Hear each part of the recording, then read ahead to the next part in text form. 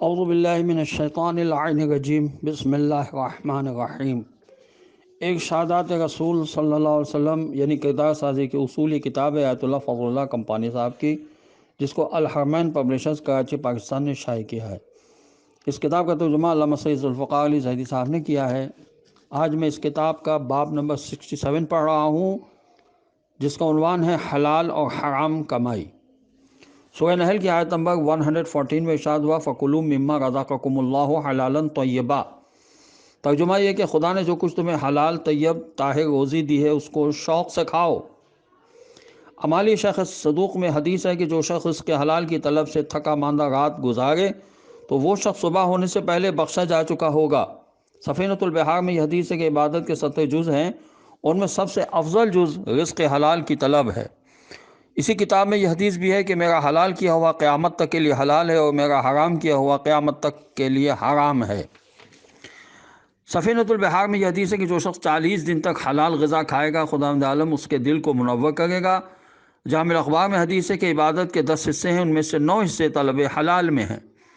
جامع الاخبار میں یہ حدیث ہے کہ جو شخص اپنے ہاتھ سے محنت کر کے حلال کمائے گا تو اس کے لیے جنت کے دروازے کھول دیے جائیں گے کہ وہ شخص جس دروازے سے چاہے داخل ہو جائے۔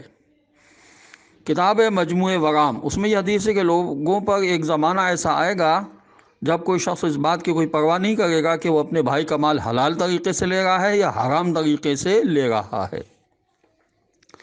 امالی شیخ صدوق میں یہ حدیث ہے روح الامین جبرائیل علیہ السلام نے مجھے خبر دی کہ خداوند عالم نے فرمایا کوئی جاندار اس وقت تک نہیں مرتا جب تک وہ اپنا رزق پورا نہیں پا لیتا، لہذا خدا سے ڈرو اور حسن طلب اختیار کرو۔ یہ یقین رکھو کہ رزق کی 2 قسمیں ہیں، ایک رزق تمہیں ڈھونڈتا ہے اور ایک رزق کو تم ڈھونڈتے ہو، پس تم حلال طریقے سے رزق طلب کرو، کیونکہ اگر تم حلال طریقوں سے رزق ڈھونڈو گے تو حلال کھاؤ گے، اگر حلال ذریعوں سے نہیں ڈھونڈو گے تو حرام کھاؤ گے، یہی تمہارا رزق قرار پائے گا جس کے کھانے پر تم مجبور ہو جاؤ گے۔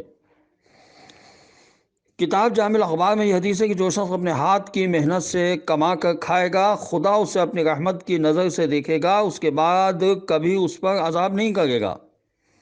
کتاب اثنی عشریہ میں یہ حدیث ہے کہ عمارت کی تعمیر میں حرام سے بچو کیونکہ یہ اس کے ویران ہونے کی بنیاد ہے۔ اب تک اللہ کا شکر ہے کہ میں 865 احادیث کا ترجمہ پڑھ چکا ہوں۔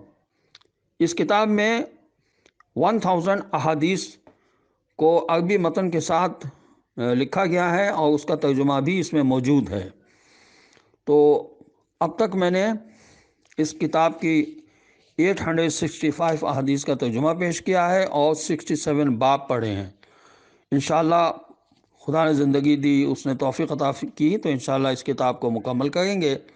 خداوند عالم کی بارگاہ میں دعا ہے کہ پروردگار ہمیں قرآن پڑھنے، سمجھنے اور اس پر عمل کرنے کی توفیق نصیب کرے۔ السلام علیکم ورحمۃ اللہ وبرکاتہ۔